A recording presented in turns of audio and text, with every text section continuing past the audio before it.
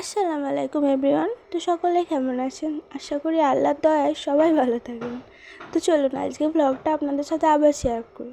Blog ঠিকঠাক মতো ছাড়া হয় না কারণ একটু এনার্জিই পাচ্ছি না, শরীরটা অসুস্থ। তো সব দিন আমি ক্যামেরা হাতে নিয়ে ব্লগ করতে আজকে ভালো একটু নামিয়েই করা যাক। ওইদিকে ও খাচ্ছিল, আমি এদিকে নামিয়ে দিয়েছি বলে ওর রাগ। তো তারপরে আমার ফোন এসেছিলো যে একটা ডেলিভারি আছে, তো আমি খুবই খুশি হয়ে গিয়েছিলাম। আর পার্পেল থেকে এতটা ফাস্ট ডেলিভারি দেয় আমার আশা ছিল না।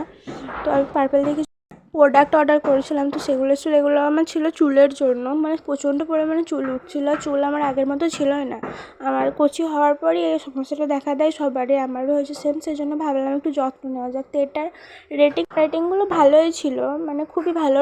অনিয়নের হেয়ার অয়েলের থেকে আমার রোজমেরি হেয়ার অয়েলটা বেশি রেটিংটা ভালো লাগলো, রিভিউটা ভালো ছিল বলে আমি ভাবলাম এটাই নিই। তো তার সাথে 4টে গিফট পেয়েছিলাম 20 ml-এর। তো এই গিফট করাটাও খুবই সুন্দর। তো তারপরে এগুলো নেওয়ার পর আমি ওকে দেখাচ্ছিলাম, দেখো তুমি তো গিফট দিতে পারো না, আমাকে মামার থেকে গিফট পাঠিয়েছে। তো বলছে 800, আমার টোটাল পড়েছে 893 টাকা। তো তার মধ্যে 3টে গিফট, মানে কিছুই কম নয়। যাই হোক, তারপরে আমরা চলে গেছিলাম রান্নাবান্নার দিকে। আমি রান্নাবান্নার পুরো ভিডিওটা দিই না কারণ লং হয়ে যাবে বলে। এই যে লাঞ্চ করতে বসেছিলাম আমি, ভিডিওতে লাইক ভিউ আসছে না বলে আমার অতটা আর ভালোই লাগছে না করতে। তারপরে দুপুরবেলায় আমার এটা ননদের মেয়ে এসেছিলো, সবসময় ওর নাচ আর গান। তো রিলস বানিয়েই যাচ্ছে একটার পর একটা, খালি ডান্স।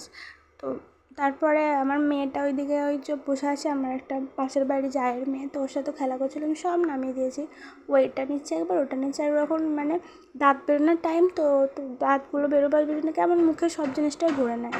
তারপরে আমরা সন্ধ্যাবেলায় এসেছিলাম ভি বাজার, ওটা আমাদের কাছেই।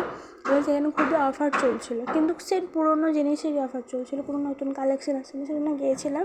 আর এমনিতে আমার মেয়ের সামনে মুখে ভাত আছে, তো সেই জন্য কিছু কেনাকাটা ছিল। আর সত্যি বলতে আমার সবার সামনে না ক্যামেরা বের করতে আমার খুব লজ্জা করে, বিশেষ করে মলে টলে সবাই তাকিয়ে থাকে হাঁ করে। তো সেই জন্য আমি ভালো করে নিতে পারিনি, যেটুকু নিয়েছি নিচে দিয়ে মোবাইলটা করে। আর এমনি ক্যামেরা বার করে আমার অভ্যাস নেই না। প্রথম মেয়ের জন্য কিছু ড্রেস নিয়েছিলাম, আমার ঘরের জন্য কোনো জিনিস, সেগুলো আমি পরের ভ্লগে দেখাবো।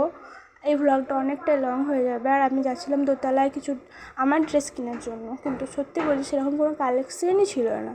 আর এদিকে বেবির কিছু নিলাম। আর এদিকে দেখুন অফারগুলো ভালোই চলছিল, খারাপ কিছু না, কিন্তু এগুলো সেই পুরোনো কালেকশানে, নতুন কিছু ছিল না। তারপর বাইরে বেরিয়ে এসে ফুচকা খেলাম। আজকে ভ্লগটা শেষ করলাম।